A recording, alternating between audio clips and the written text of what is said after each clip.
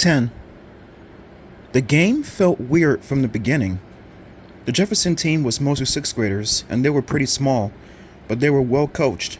They really seemed to know where they were going, and they had a lot of energy and team spirit. As they came trotting to the center of the gym for the opening tip-off, my stomach was fluttery and I felt as if it weighed 1,000 pounds.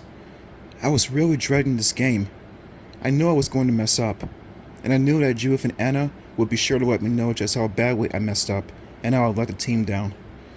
So I was really shaky as the game started, and when in the opening tip-off, the ball was slapped right to me. I grabbed it and started dribbling toward the wrong basket. Luckily, Anna grabbed me and turned me around before I could shoot a basket for Jefferson, but I could hear players on both teams laughing, and I glanced at the sidelines and saw that both coaches, Ellen and the Jefferson coach, were laughing too. I could feel my face turn beet red. I wanted to quit right then and go sink into a hole in the ground and never come out. But, to my amazement, I still had the ball. I tried to pass it to Judith, but I threw it too low, and the Jefferson girls saw it and started dribbling to our basket. The game was 10 seconds old, and I'd already made 2 mistakes.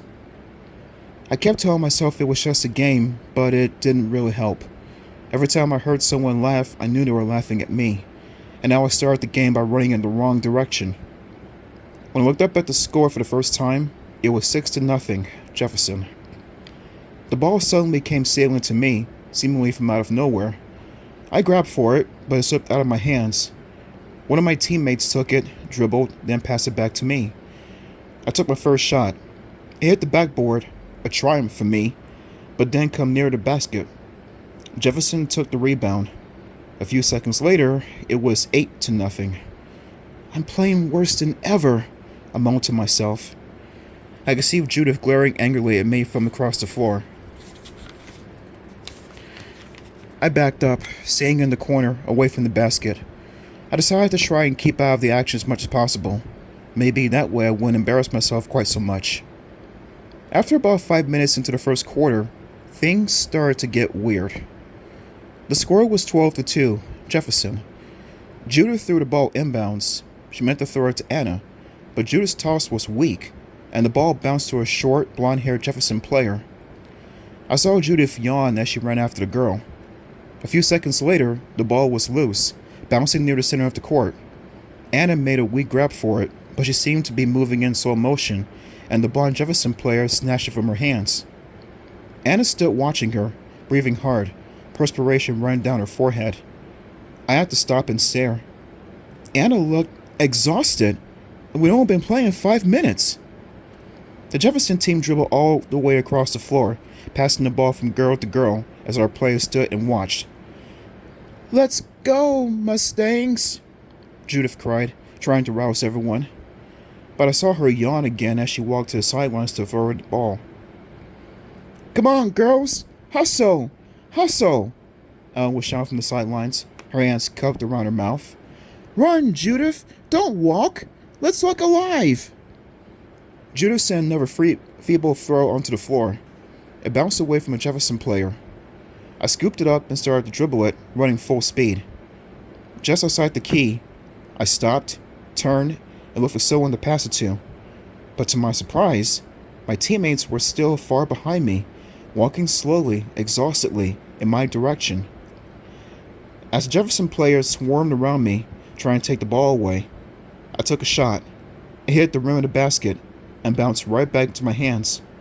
So I took another shot and missed again. Judith raised her hand slowly to catch the rebound, but the ball bounced right through her hands.